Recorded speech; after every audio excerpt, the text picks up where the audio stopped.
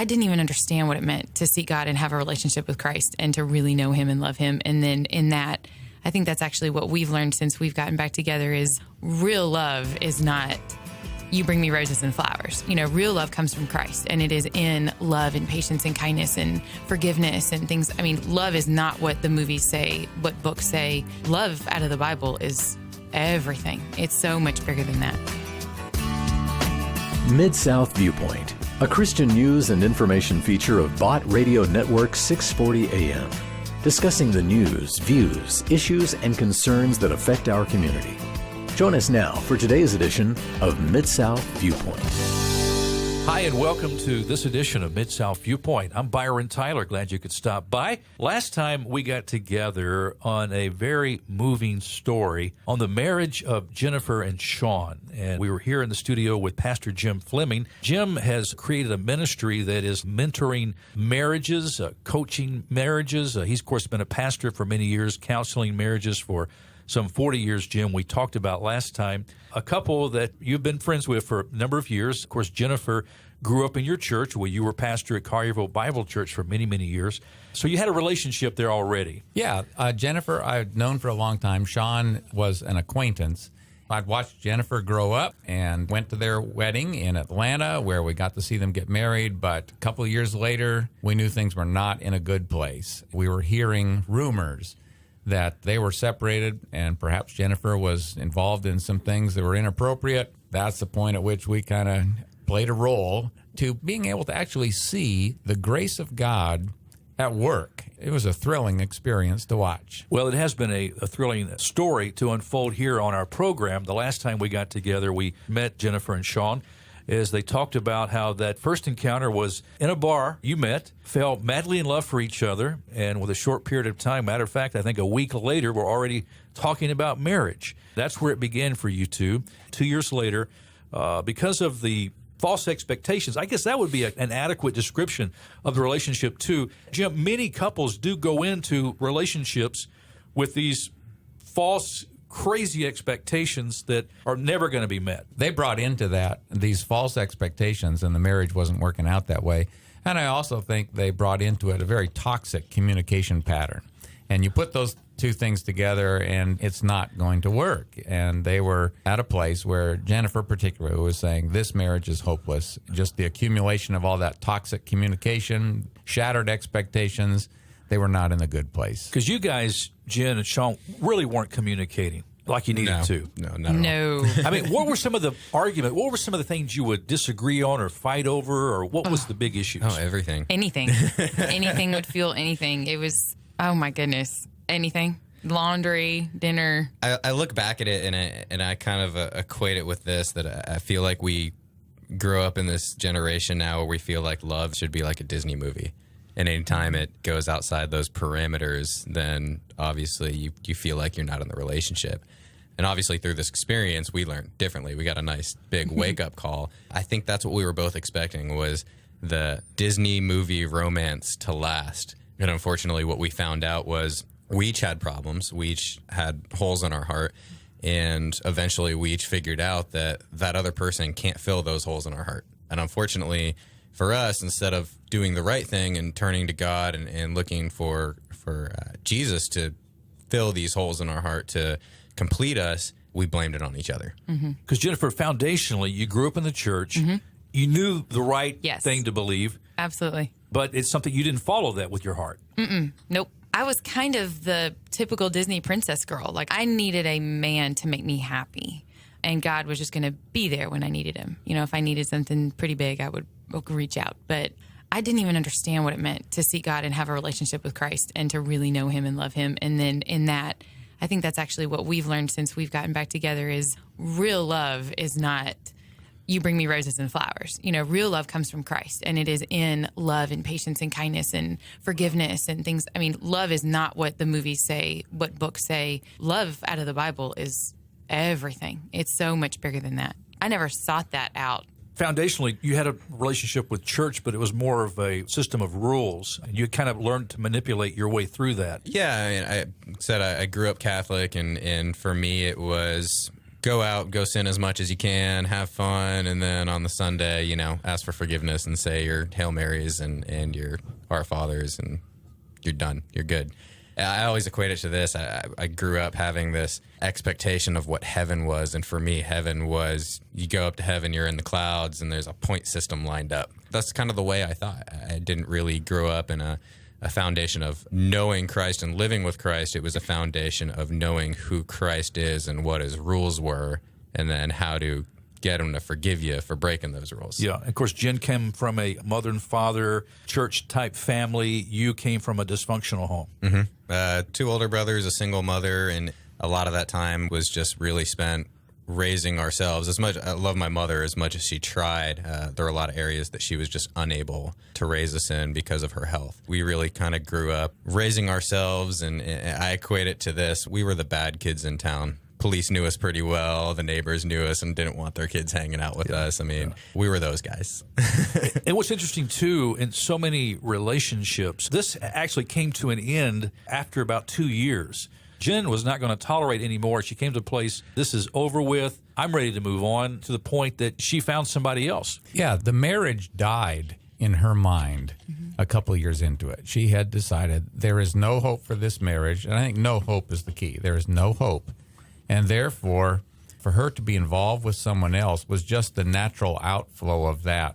Because what you're doing is you're really compromising your conscience. You know that it is wrong to walk away from this marriage, but you have no hope that it's ever going to work. You were involved with somebody else. Mm-hmm. Did you think that was going to be your next Romeo? A part of me did, yeah. Like you said, I mean, with no hope with my husband, I was looking for quote-unquote love in some other way.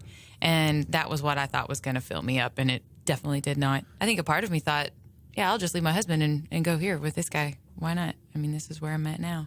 Sean, God began to work in your life after Jen left home. Mm-hmm.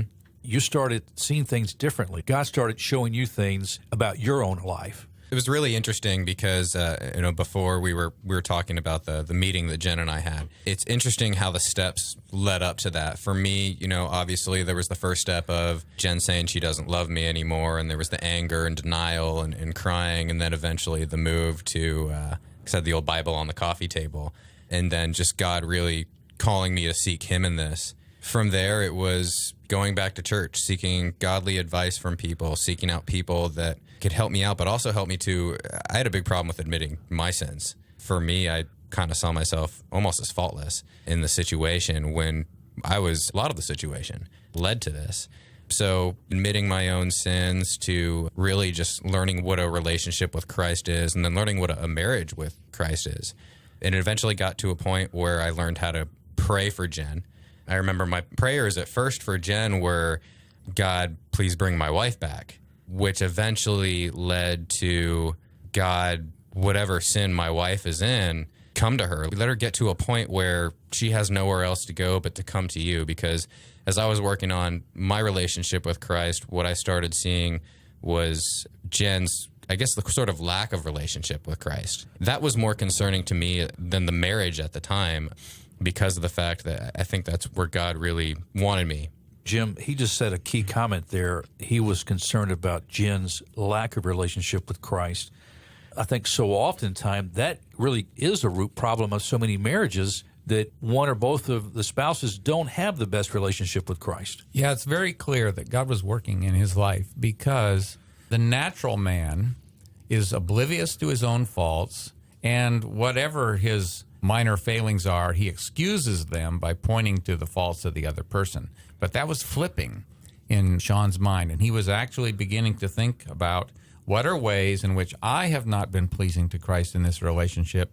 And then he's really developing a heart for Jen's good, saying, I want her to be in a good relationship with Christ. I want her to be in a place where God is blessing her, and I want her to be convicted of her sin, not so that we can get back together, although he would be open to that, but because I want her and God to be on good terms. So his focus shifted to, I want Jen and God to be on good terms. That was really just the work of God's grace doing that, changing his thinking. And it was really just the Bible, friends, truth, making that change in his way of thinking. It was shifting profoundly. Last time we ended on the note, Jen, you were sharing that Pastor Jim had called you. Sean had contacted him, wanted to meet, wanted some counsel. Pastor Jim was not willing to meet with Sean until he brought you into the picture and talked to you first. Having that long relationship with you as having watched you growing up in his church, wanting to start at that point. But you were willing to meet. But you were thinking, get this behind me and I can move on with my life. Yes. Yeah. I didn't want to avoid anything in my life that would out me, out where I was in my life. But so I assumed, I'll meet with Pastor Jim, I'll just give him my side, and then I'll just move on. But that's not what happened. But up until the point that Jim called you before you actually met with him, God really showed you that you needed to end the relationship with the other guy, which you did. Yes. And that you needed to call Sean and have time with him, just the two of you. Yes. Go back to that point. That's where we were when we ended last time. Yes. So I was planning to meet with Pastor Jim on Friday at 2:00, and I had Thursday night was the night that I had cut things off. So it was very, very close to that time. But I woke up Friday morning about 3 hours before I was to meet with Jim, and God just said, you need to call Sean right now. And Sean came over, and I had ended up pouring out the truth to him. And the response I got was grace and love in its purest form. It was smiles, huge smiles. And he put his hand on my hand and he said, I'm so proud of you. I love you. I'm so proud of you that you've told me the truth. And, of course my heart is like, wait, what? Like, no. Like I did these things. Like, are you even hearing what I'm saying? And it was, I don't care. I love you. I'm so proud of you. I've been praying for you. It was just not the reaction you would expect by any means. You would think that kind of thing would go on for a while. I couldn't even tell you, but I know our conversation was very short. God just stopped all of the questions I had. I mean, he just revealed to me this new man in Christ. That moment. In the moment, yes. It was unbelievable to see the man that I had been married to for years, the man that we had fought, said horrible, horrible things to each other. That man was nowhere. I don't know where that man went. I mean, this new man was here in front of me, loving me in my sin. There's this deep, deep sin. Literally, I mean, you could see in his face, just he literally did not care what I had done. I mean, I probably could have killed someone, and he would have been like, we probably need to tell the police, but I don't care. I love you, But it wasn't that. It just was this overwhelming, peaceful conversation of love and grace. It was absolutely unbelievable. I couldn't really describe it to you in words. So the Prince Charming you had been looking for so long finally showed up. Oh, my goodness. It was more than a Prince Charming. It truly was. Yeah. It was almost like this angel came down. It was unreal. Something that I had never, ever experienced in my life. And Sean, for you, had to be a tough moment to see Jen after all that you had gone through. Talk about it for you.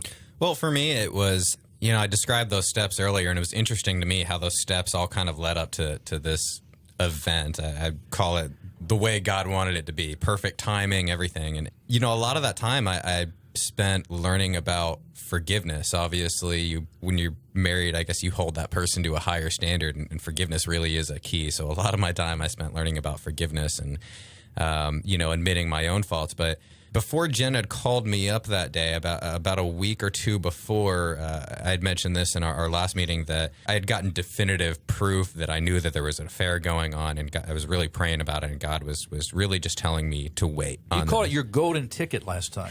I did. Conveniently, one day I was deciding to check our phone bill and realized the phone numbers that were on the phone bill several times in a row. And then also conveniently, Jen had been living at this guy's house, and I had a friend that lived next door. So that kind of brought it out right there. And I knew what was going on before, but as much as before I would have focused on this, before this whole change with God, I really would have gone to the world and showed the world that, hey, Jen is wrong and I'm right. But when I found this stuff out, it was a struggle, but at the same time, I had a peace about it because I really felt that through prayer, God was really telling me to just let me do this. So I just stashed it away. Didn't do anything about it. This led to my call to Jim, because this is, of course, something I'm struggling with, is my way and, of course, God's way. After everything that Jen just described, Jen eventually called me or texted me, actually. She wanted to talk, so I knew where she was, and I headed down. And for me, in my mind, when she did that, I thought that was it. I think this is the talk. This is where she's going to let me know it's done. No more trying. Let's just go get the paperwork. And so I showed up at the house and I met with Jen, and Jen was crying, and we went in the bedroom and sat on the bed, and Jen just basically told me that she had been lying, that she had been having this affair. And I would say for me in the past, this would have been victory because I was right and she was wrong. But the way God had been working in my life and the way God had been teaching me, I had this calling. I actually just wanted to pray with her. So she told me this, and before I even said anything, I grabbed her hand and I said, you know what, let's just pray about this. So we prayed, and the first thing I wanted to let her know before we even talked is really admit what I had done. Say, I'm not faultless in this. I've done wrong things. I've provoked a lot of this, and I really wanted to create an environment for her where she could be honest, and also let her know that no matter what, I love her and I forgive her. Not in a way that I used to forgive her. I used to forgive her in words only, and hold on to that in the back of my head so I could throw it in her face in our prior arguments prior to all this. But I wanted to let her know that I truly forgave her, and that God loved her, and that He's happy that she can admit this, that she can come out, and I wanted her to feel safe to be able to talk to me about this. I wasn't necessarily sitting there thinking, oh great, this is it. Now our marriage can heal. That wasn't necessarily where my mind was at. So I equate the whole experience. It was funny because I looked back at that actually that night, and I just said to myself, if none of this had gone on, if it wasn't such perfect timing, none of this had gone on for so many months and I didn't take these steps, and God didn't lead me to these people and take these steps, at that moment I wouldn't have been able to do the right thing or say the right thing or even grab Jen's hand and pray. And I really feel that was God's timing, and it's what He wanted. Everything just seemed to work out perfectly. Instead of me trying to take charge of the situation, I let God take charge of the situation. How long did it take for the trust back into the relationship? Was it right away, or did it take some time? Or well, I think. Let's back up a second. Yeah. I mean, from this conversation, where did you leave it? Oh my goodness, this is the best part. Well, no, I'm sorry. The first part was the best part. The grace and the forgiveness, that was the best part. But it really does get better. We sat there, and it was early. Like I said, we had met at like 11 o'clock, and I was meeting Pastor Jim at 2. So, but our meeting was just Pastor Jim and I only was the plan. And in this moment of pure miracle, I mean, it was just the miracle. I've never really seen one in my life until then. It was just overwhelming. And I said, Sean, I said, this may seem crazy. I said, but I'm supposed to meet with Pastor Jim at 2 o'clock. I said, will you come with me? And he said, oh, yeah. So we had time to spare. I mean, we were literally just sitting there twiddling our thumbs. And so my plan clearly was to just come to people that I had lied to with the truth. And so we went to a friend of ours that was very, very much active. He's actually our roommate, sort of like a little brother figure in our life. And he said, well, hey, let's go see him. And do you want to see him first?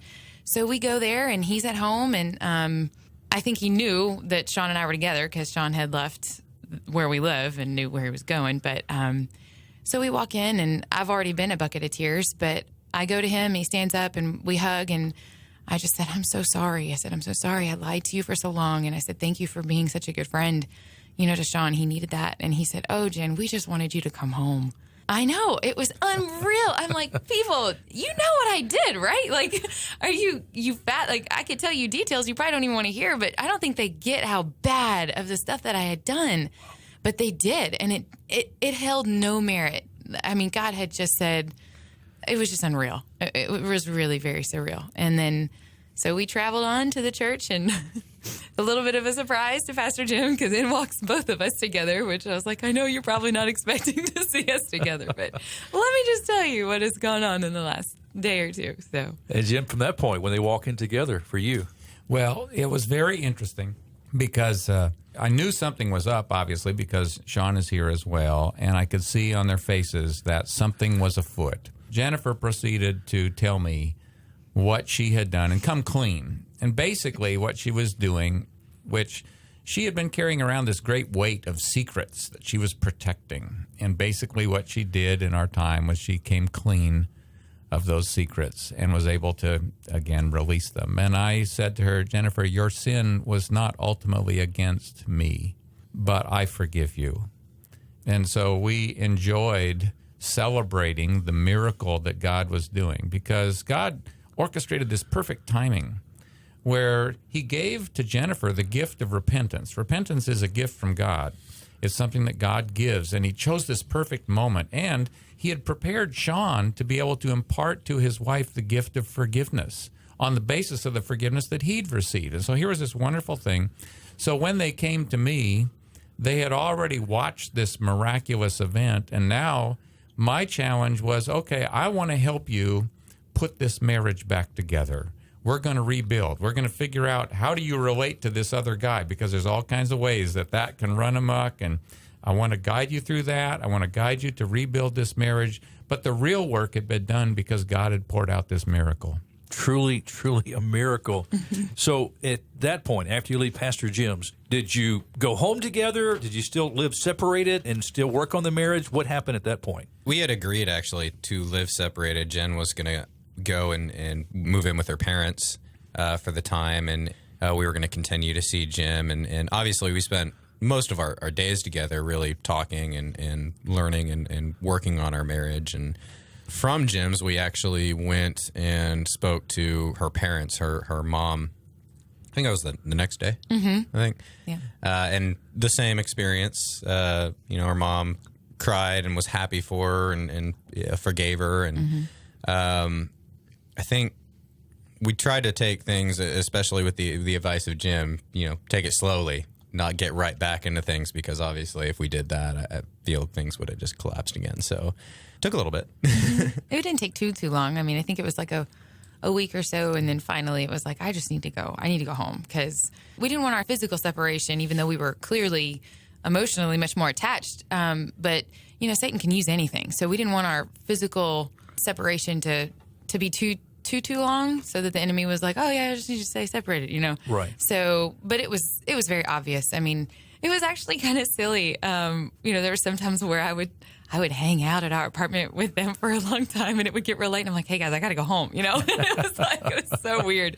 But it was just, I mean, all in all fun. And I mean, the question you asked us earlier about how fast it took for the trust to come back, I really think it was mostly immediate, because this grace was so official. It was so finite, and it was not wavering. It wasn't like, hey, yeah, I love you and I forgive you. Maybe later I'll be upset about it. No, it was done. Like in the moment, it was over. Wow. And when we met with Jim that day, it was all about clean slate and just putting every single truth out, so that there was no secrets that could crawl their way back in and cause turmoil. So from then on, literally, it has just been pure honesty. What would you guys say to couples that have train wrecked their marriage due to whatever circumstances or loss of love for each other?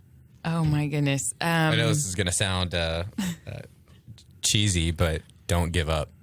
Yeah. I think is my biggest thing. I guess like an active step they could do is, if they don't have a relationship with Christ, seek out what that means. Because if you don't have that, I don't know that your marriage is really going to just fix itself. Like Pastor Jim said, if you have a lack of relationship with Christ, you're really not going to fully understand what love is and how to love your spouse in a godly way and have this long-lasting marriage that God had intended, because God really did create marriage. So if you can maybe seek out a church that you trust or a church that interests you, and then find like a godly counselor to kind of walk you through that, I think the relationship and an individual relationship with Christ first is really going to foster your heart, and it will change your heart to anyone, including your spouse.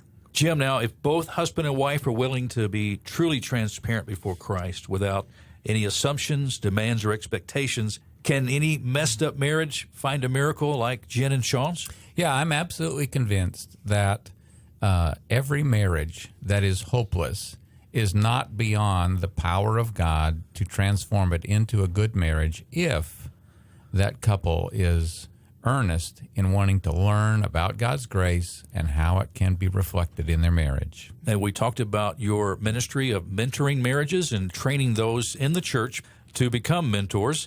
I know this is an ongoing work that you're doing, training opportunities. Give some contact information if folks wanted to know how to contact Jim Fleming. The best way is to just go to the website, lightwork.com. It's light-work.com, and they'll be able to keep up with me and what I'm doing and so on. And certainly at that site, as the resources for 8 Graces of Marriage become available, we'll let people know. Fantastic. Sean, Jennifer, Jim, thank you so much for sharing your hearts with us. Thank you for what you're doing for Christ's kingdom in the way of expressing what biblical marriage looks like. As Christ so loved the church, Sean, as we are commanded to love our wives, and that respect for each other, serving each other, 2 imperfect people coming together. It's a miracle in itself, Jim, isn't it, that marriage works, but God has a plan, and we follow His design. It's the best way. Absolutely. Well, friends, that's all the time we have on this edition of Mid-South Viewpoint. I do appreciate you stopping by. I'm Byron Tyler. We'll talk to you next time. Bye-bye. Thanks for listening to Mid-South Viewpoint. If you'd like to join the conversation, you can email us. Our address is wcrv@botradionetwork.com. This has been Mid-South Viewpoint, another Christian news and information feature from Bot Radio Network 640 AM.